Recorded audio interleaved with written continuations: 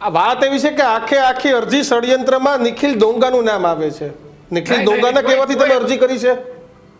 નહીં, નિખિલ ડોંગા એને મેં વાત નથી કરી, મારે એને ટેલિફોનનો સંબંધ નથી. બોલો બીજું કયો. પણ બીજી એક બાજુ તમે કહો છો કે ભાઈ જયરાજસિંહ ધાક આપે, ધમકી આપે, હેરાનગતિ, તો સ્વતંત્રતા છે, આ તમે નીકળ્યા અરજી કરવા, એમ બીજા બધા કોઈને તકલીફ હોય તો એને પોતાની અરજી કરી દેવી જોઈએ ને.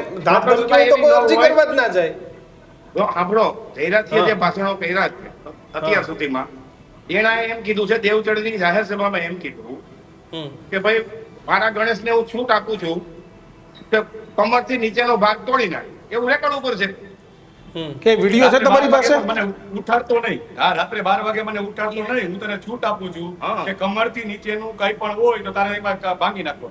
એમને વિડિયો છે પિયુષભાઈ તમારી પાસે આવું કે બોલતો હોય વિડીયો એવું? છે ને, દેવચળી ગામની અંદર જાહેર સભામાં બોલેલા છે. કેટલો ટાઈમ પહેલા બોલ્યા હતા આ સભામાં? મીટિંગ હતી પિયુષભાઈ આ સભા કેટલા ટાઈમ પહેલા બોલ્યા હતા? 2022 ના ચૂંટણીની પહેલા. તો ત્યારે તો આ વિડિયો કઈ સામે ના આવ્યો, વાયરલ નહીં થયો ભાઈ. કોઈ અરજી કરવાય ના વિડીયો હતો. અમારી પાસે તમામ પુરાવા છે. અમે તમામ સુપ્રીમ કોર્ટને આપશું. સુપ્રીમ કોર્ટની ગાઈડલાઈન છે કે આવા ભાષણ ન કરવા, ઘરેથી બહાર નીકળવું હોય તો પણ પોલીસની પરવાનગી લેવી, એવી સુપ્રીમ કોર્ટની સ્પષ્ટ ગાઈડલાઈન છે. મેં જે અરજી આપી છે એની અંદર એ કોપી મૂકી છે 3 સુપ્રીમ કોર્ટને, જે એને જામીન આપ્યા છે એ બાબતની. પણ જગદીશભાઈ તમે એવું કહો છો કે રજીસ્ટર ઘરે મગાવી લેશે, તમારી પાસે એવો શું પુરાવો છે કે જે રજીસ્ટર ઘરે મગાવ્યું? તો કદાચ પોલીસ સ્ટેશન જઈને સાઈન કરી આવતા પિયુષભાઈ હોય. લોકઅપમાં હતા અને મગાવેલું છે. તમને ખ્યાલ છે જ્યારે મારી ઉપર બન્ની ગજેરાવાળા કેસમાં ખોટી રીતે એફઆઈ કરી, તે દિવસે મારી ધરપકડ જ્યારે કરી ને એનો બીજો દિવસ સોમવારનો દિવસ હતો. હું પોતે નજરે જોનાર સાક્ષી છું.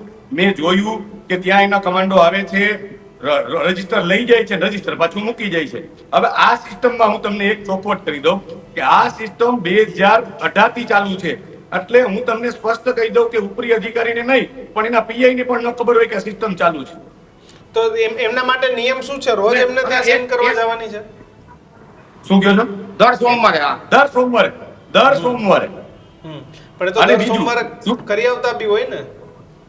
નહીં તો એટલે જ કીધું છે કે સીસીટીવી પ્રિઝર્વ કરવા, નહીતર પછી કહે છે કે સીસીટીવી ખરાબ થઈ ગયા છે. એટલે અલગથી અરજી આપેલી છે સિટી એ ડિવિઝન પોલીસ સ્ટેશનમાં કે નામદાર સુપ્રીમ કોર્ટની અંદરમાં જ્યારે અરજી કરશું ત્યારે સુપ્રીમ કોર્ટ મગાવશે એટલે આગોતરા આયોજન રૂપે તમારે બધા સીસીટીવી ફૂટેજ, સુપ્રીમ કોર્ટની ગાઈડલાઈન છે કે ઓછામાં ઓછા 3 મહિનાના સીસીટીવી ફૂટેજ રાખવા, જેથી કરી અને તમારે પ્રિઝર્વ રાખવા. સુપ્રીમ કોર્ટ ગમે ત્યારે મગાવશે. હજુ સુધી તમે અમારી ચેનલને સબસ્ક્રાઇબ નથી કરી તો અત્યારે જ ન્યૂઝરૂમ ગુજરાતને સબસ્ક્રાઇબ કરો, ફેસબુક અને ઇન્સ્ટાગ્રામ પર ફોલો કરો.